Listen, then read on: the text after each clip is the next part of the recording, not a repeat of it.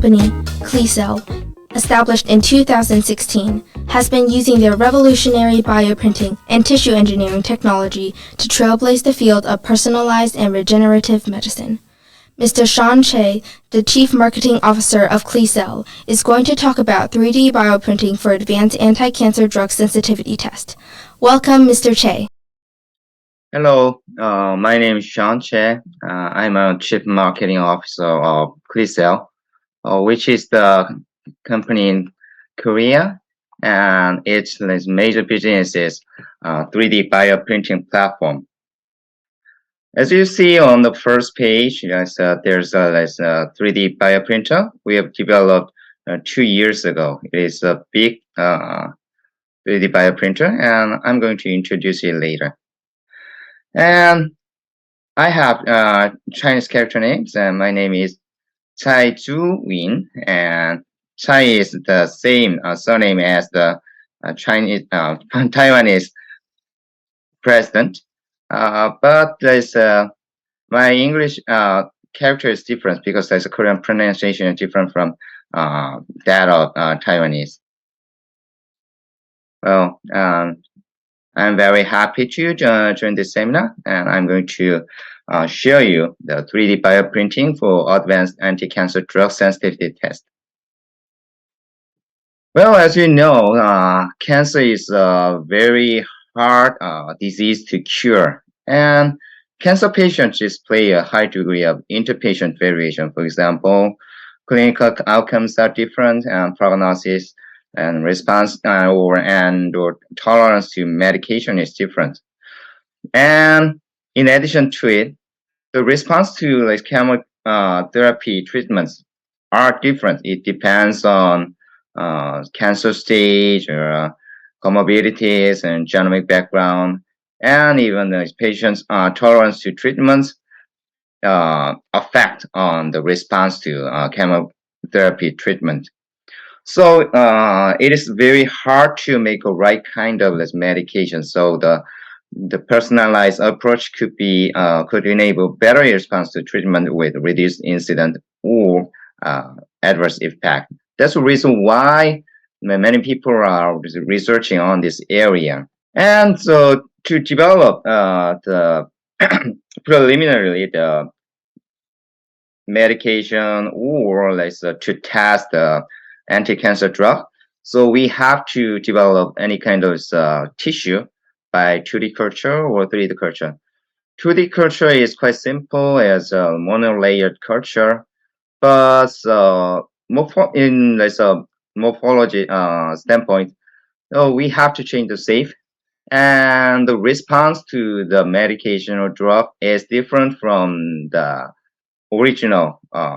It is very hard to predict any kind of sensitivity of anti-cancer drug by using 2D culture. That's the reason why people try to find a way to culture in the form of 3D structure. So it gives spontaneous cellular contact, or cell-to-cell interaction or cell-to-ECM interaction is much more easy to replicate. So people is trying to find a way to make any kind of 3D cultured tumor organization. But in doing that, the most outcome is a spheroid, because it is easy to make, and just get some cells from patients, and after culture, it makes a form of some kind of a sphere. But it's a kind of a layered of heterogeneous cells. So in the surface, it is proliferating, but in the inner part of the sphere, so there are necrotic cells. So the outcome cannot be so reliable. So we have to make organized. So it makes the quite complicated structure, and it mimics the overall function and structure of the cells. So that's the reason why we try to make organized. And in doing that, so people develop several ways to build up organized. As you see, hanging drum method, and the other method was developed, and well structures, sometimes with scaffold, sometimes without scaffold. So there are many ways to build up 3D structure, but most of the way is manual. And people think, somebody said that manual is production of this kind of organoid or sphere is much easier and very less efficient, and it's simple. But as you see on the right side, it's the outcome. So when there's a bioprinting breast cancer and normal memory epithelial cells a mixture. So in this kind of heterogeneous cells, so when you develop or build up this kind of structure, it is not easy to make a right kind of output. As you see, for manual way, when you compare manual way and bioprinted way, when you apply this bioprinting, the efficiency is very high compared to manual way.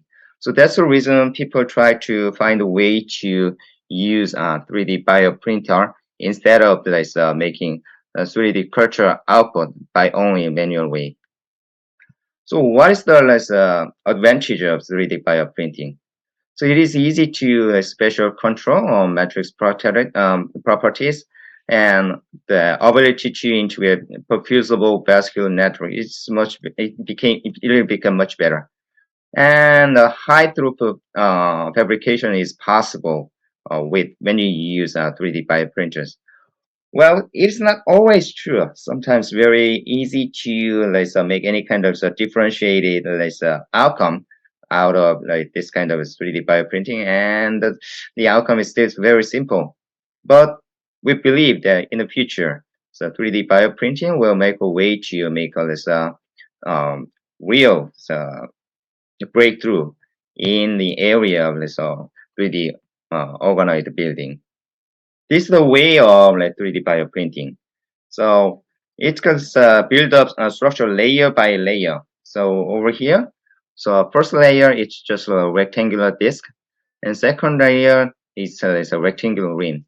By building up this kind of different structure layer by layer, we make a very complex structure out of different cells. That's the key differentiating factor of the 3D bioprinter. Now, when you look at this page, there's four ways of 3D bioprinting. So there are four ways because there are very really good. There's no really good 3D bioprints and printers until now. So the most widely used way of 3D bioprinting is extrusion bioprinting. So as you see in this B, so it's easy to print out, just push from the top, and it's squeezing toothpaste. So it's easy to make a 3D form. But as you see over here, cell viability will be as low as 40%. So 60% of cell will be died during the process of 3D bioprinting. So it is not so a good or effective way of bioprinting, but it is widely used because it's cheap and it's simple, and it is easy to use high viscosity bioink and the printout with high cell density. So the application is quite widespread. So that's the reason why people use micro extrusion bioprinters. But as I told you, it has drawback. So CLECELL, so our company developed new type of 3D bioprinter, and it has extrusion nozzle. So it's a widespread way, and it can be applicable to many cases. But we also develop different type of 3D bioprinting method named droplet. It's similar to inkjet, but it's the difference is it's easy to make a 3D structure compared to inkjet method. And in doing that, we also offer many kinds of cross-linking method. It means that we can use a variety of bioinks.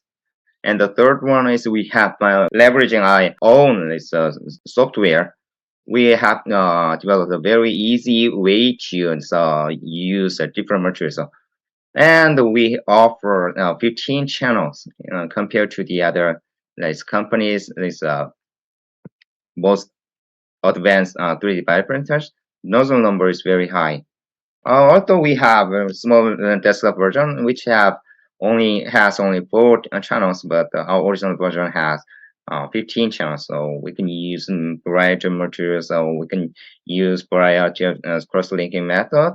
And we have a very good software to build a 3D structure, it's a complex 3D structure, and we can print out low viscosity materials. And by doing that, we can offer better outcome of 3D building. So our method is different. So we have a bioprinting method which is similar to build a brick and mortar. So first layer, we just spray out first linker by nebulizer. It's a kind of air humidifier, and we just spray thin layer of cross linker, and then we put low viscosity material, and we can put cells. We can make a one layer, first layer, and then we spray out cross linker once again. So by doing that, we complete first layer. So it's a kind of first layer of brick. And so first linker is similar to mortar. It just hardened the overall structure, and it became a solid state. And over the top, we can build up a low viscous material once again. By doing that, we can make a more complex structure. But for the other companies, they have a very limited way to build up low viscosity material. So usually they use bath like this in the bath, and they put cells or cell-laden bioinks into the bath. And the outcome is just spheroid. You cannot make an organoid with complicated structure. And as I just explained, we offer many kinds of cross-linking method. The most widely used cross-linking method is temperature and UV light. And people develop and customize the bioprinter, and they can offer chemical cross-linking, sometimes pH sensitive cross-linking. But it is very few who offer this kind of 5 ways of cross-linking method. And the third one is, as I explained, by using 15 independent channels and by using our own proprietary software, we can easily build up a 3D structure out of different materials. So by leveraging this kind of different methods, we have developed a 3D glioblastoma model and 3D skin cancer model and 3D breast cancer model. But it is always developed by cell line instead of real patient-derived cells. So we've been trying to find a way to make a real cancer organ with patient-derived cells. Until now, patient-derived cells is limited to glioblastoma or breast tumor. It is easy to access. So we have to try this kind of research on the area of real benefit to many patients. Like colorectal cancer, as you see, colorectal cancer accounts for 10% of newly diagnosed malignancies, and 5-year survival is only 7 to 14%, and it's the third most frequent type of cancer. So these days, the researchers is focusing on colorectal cancer to give more benefit to patients in the future.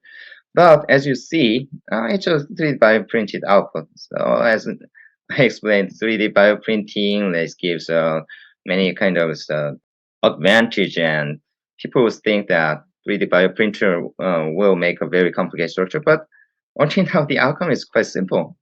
So we'd like to overcome this kind of simple structural formulation. We'd rather build a more or less complex colorectal cancer organized out of our 3D bioprinter. And we'd like to work with many researchers who has a chance to would like to make a more complicated a patient-derived cancer-based 3D structure. So it's just beginning stage, and we'd like to make a way to let's make more complex structure, and we have to make a protocol to do that because that it's very keen. It's very hard to make a very appropriate protocol out of this 3D bioprinter, and it'll take time to do that. But anyway, we'd like to move forward with our own research, and we'd like to have partners in developing this kind of new method. And thank you very much. And that's all for today. And I'd like to meet many researchers and talk about the potential outcome in this area. And thank you.